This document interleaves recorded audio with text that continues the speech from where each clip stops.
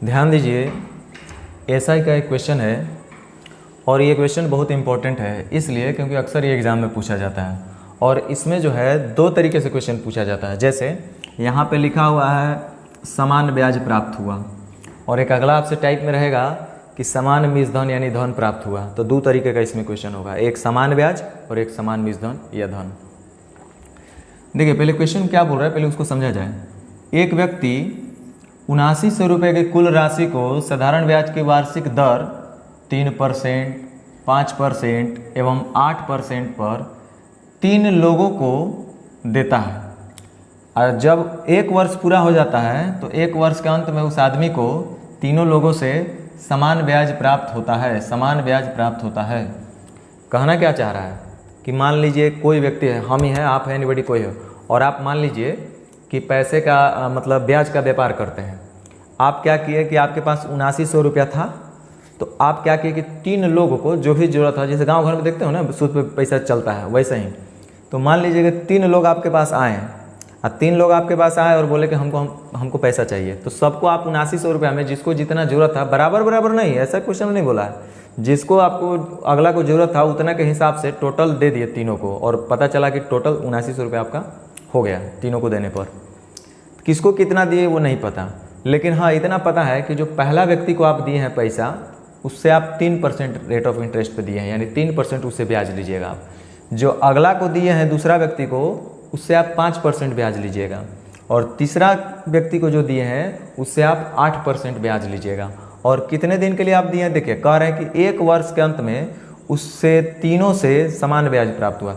जैसे ही 1 साल पूरा हुआ ना, तो आप जब देख रहे थे ब्याज की गणना आप कर रहे थे, तो पता चला कि पहले व्यक्ति से उतना ही ब्याज, दूसरा से भी उतना ही ब्याज और तीसरा से भी उतना ही ब्याज। हम कहना क्या चाह रहे हैं, समझिए पहले बात को।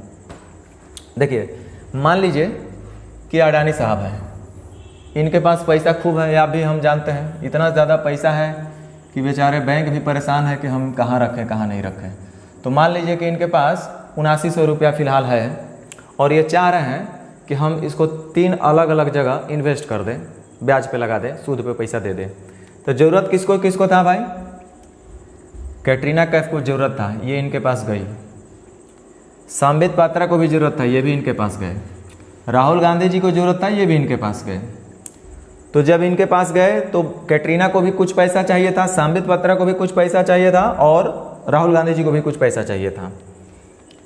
क्या किया अंबानी जी, बोले कि ठीक है हम आप लोग को पैसा देंगे, आइए सबको पैसा दे दिए, लेकिन बराबर नहीं दिया। ऐसा क्वेश्चन में नहीं बोला, ध्यान रखिएगा। किसको कितना मिला है ये मुझे नहीं पता, लेकिन इतना पता है कि इन तीनों को जोड़ लेंगे, तीनों को जब जोड़ेंगे तो 7900 रुपया हो जाएगा पूरा, मतलब तीनों को मिला करके 7900 रुपया। देखिए अडानी साहब क्या किए हैं कि कैटरीना कैफ को बोले कि ले जाओ पैसा और हम आपसे 3% ब्याज लेंगे। इससे कितना लेंगे भाई, 3%। संबित पात्रा जी जब गए तो इनसे पता है वो कितना लेंगे, 5%। और राहुल गांधी जी से कितना परसेंट लेंगे रेट ऑफ इंटरेस्ट, 8%। 8%, हालांकि सबसे कम कैटरीना से ही ले रहे हैं। और क्या हो रहा है कि 1 वर्ष के अंत में उसे तीनों योजनाओं से समान ब्याज प्राप्त हुआ। देखिए ये लोग क्या किए हैं, कुछ पैसा कैटरीना ली है, कुछ संबित पात्रा लिए हैं और कुछ राहुल गांधी लिए हैं। 1-1 साल के लिए लोग लिए हैं। जैसे ही 1 साल पूरा हो जाएगा तो देखिए जितना कैटरीना ब्याज देगी, मान लीजिए कि 100 रुपया कैटरीना का ब्याज हुआ होगा मूलधन के अलावे, तो गारंटी है कि इनका भी संबित पात्रा का भी ब्याज कितना होना चाहिए, 100 रुपया, और राहुल गांधी जी का भी ब्याज 100 रुपया होना चाहिए। तब ना कहेंगे कि तीनों से समान ब्याज मिला है अडानी जी को।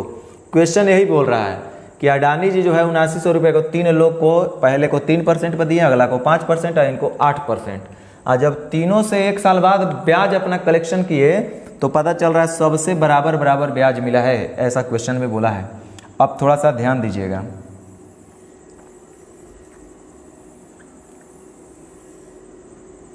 हम लोग हल करते हैं, कैसे हल करेंगे। क्वेश्चन में बोला है कि समान ब्याज प्राप्त होता है, मतलब ब्याज समान है। हम ज़्यादा तरीका नहीं बताएंगे, सिर्फ 2 तरीका से आपको हल करके दिखा दे रहे हैं जो जरूरी है। तो मान लीजिए कि कैटरीना को जो पैसा मिला होगा उधार के रुपया मिला होगा, संबित पात्रा को जो पैसा मिला होगा उधार वो 1 रुपया मिला होगा, और राहुल गांधी को जो पैसा मिला होगा उधार के रूप में वो 8 रुपया मिला होगा। ये मूलधन हो गया इनका, उधार लिए हैं तो मूलधन ही तो कहलाएगा इनके लिए। कैटरीना कैफ जो है 3% के लिए ली है, वो भी 1 साल के लिए। तो मूलधन का जब हम 80% निकालेंगे, रेट ऑफ इंटरेस्ट है और टाइम करेंगे तो हमको ब्याज पता चल जाएगा।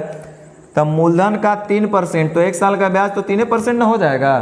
तो जब ये हल करेंगे तो मूलधन का 3% तो 1 वर्ष का ब्याज यहाँ से निकलेगा। यहाँ से क्या मिलेगा हमको? 1 वर्ष का ब्याज कैटरीना का। सांबित पात्रा जो है 5% के रेट ऑफ इंटरेस्ट से लिए हैं, तो सांबित पात्रा का मूलधन 100 रुपये हम मान लिए हैं और 5% का मतलब हुआ 1 साल के लिए ब्याज 5% रहेगा, तो मूलधन का 5% यानी कि ये सांबित पात्रा का ब्याज हुआ। और राहुल गांधी चूँकि 8 रुपया लिए हैं उधारी और इनको 8% देना है, 1 साल के पूरा समय है तो 1 साल में लगेगा इनको 8%। इस तरह से 1 साल का राहुल गांधी का ब्याज ये होगा, 1 साल का सांबित पात्रा का ब्याज ये होगा और 1 साल का कैटरीना कैफ का ब्याज ये होगा। और क्वेश्चन में बोल रहा है कि तीनों का ब्याज जो है वो कौन चीज़ है? समान है। समान का मतलब बराबर है। तो देखिए हमको ब्याज ही तो बराबर करना है, ब्याज हमने भी बराबर कर दिया। अब इसको हम लोग हल आराम से कर सकते हैं। देखिए परसेंट तो हर जगह कॉमन है, कट जाएगा। अब पता चल रहा है कि 3 के बराबर 5 के बराबर 8R। तो यहाँ से आप लोग शायद रेशियो निकालना जानते होंगे, उम्मीद करते हैं कि आप लोग को आता होगा, और नहीं भी आता होगा तो हमारा रेशियो का प्लेलिस्ट देखिएगा, सारा चीज़ आपको मिलेगा। तो 3 और 5 और 8 से कटने वाले राशि हम ले लेंगे, तो 3, 8 और 5 से कटने वाले जो राशि है वो हमको दिख रहा है 120।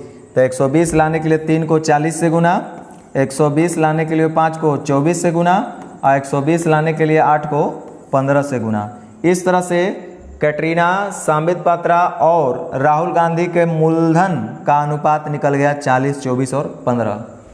अब देखिए प्रश्न में एक निश्चित राशि जो दिया हुआ है, प्रश्न में एक जो निश्चित राशि के रूप में दिया है 7900 रुपया, वो क्या है? टोटल धन, टोटल मूलधन। किसका?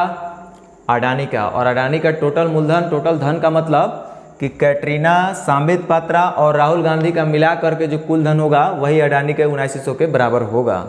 तो यहाँ जोड़िए कि कितना हो रहा है? 15, 24, 39 और 40, 79। तो टोटल का बैलेंस टोटल से यानी अनुपात 79 बराबर ही तो इतना है। और आपसे जो पूछे उसका गुना, देखिए क्या पूछ रहा है, तो कह रहा है कि 3% की दर से पर उसके द्वारा निवेश की गई राशि कितनी है? 3% वाला आपसे पूछा जा रहा है। 3% का मतलब कि कैटरीना को वो कितना रुपया दिए थे, कैटरीना के बारे में वो जानना चाहते हैं कि कितना पैसा दिया गया था। तो कैटरीना को देखिए कितना दिया है आप? 40। तो अनुपात 40 का वैल्यू आपसे पूछा जा रहा है, अर्थात हम लोग का जो आंसर होगा 4000 रुपया होगा, यानी option C, Chennai Super Kings. अब थोड़ा सा इसी चीज़ को हम लोग दूसरे तरीक़े से करके देखते हैं। ये तरीका कोई बुराई नहीं है, बहुत अच्छा तरीका है। और एक थोड़ा सा, चूँकि हम चाहते हैं कि आप मेंटल एक्सरसाइज करें, इससे कुछ नहीं होगा, एक आपका आइडिया जनरेट होगा। हमेशा यही मेरा प्रयास रहता है कि 2-3 तरीके से बताएं। बताने का उद्देश्य यही है कि आपका IQ जो है वो थोड़ा सा डेवलप करें। देखिए जब भी ये बात बोलता है कि समान है, बराबर है, तो मेरे दिमाग में हमेशा एक ही बात चलता है, वो है 1:1। जैसे ये बोला कि समान ब्याज प्राप्त हुआ, तो जैसे ही ये बात बोला ना कि समान ब्याज प्राप्त हुआ, तो मेरे दिमाग में चल गया अच्छा इनके ब्याज का जो अनुपात होना चाहिए वो 1:1 होना चाहिए, क्योंकि सबको तो बराबर ब्याज मिला होगा। अगर 100 रुपया इनको मिला तो 100 रुपया इनको भी मिला होगा, 100 रुपया इनको भी मिला होगा, अर्थात इनके ब्याज का रेशियो जो होगा वो 1:1 ही तो होगा। अर्थात कैटरीना कैफ, सांबित पात्रा और राहुल गांधी के ब्याज का जो अनुपात होगा वो 1:1 रहा होगा। हमको बाबू ब्याज का रेशियो नहीं चाहिए, हमको जो रेशियो चाहिए धन का चाहिए, तब उसके बराबर करके और कैटरीना को कितना धन दिया गया था पता लगा सकते हैं। यानी हम ब्याज से हमको मूलधन पे पहुंचना है, तो सीखो ये तो निकला उनका सबका ब्याज का रेशियो 1:1, हमको मूलधन का रेशियो चाहिए।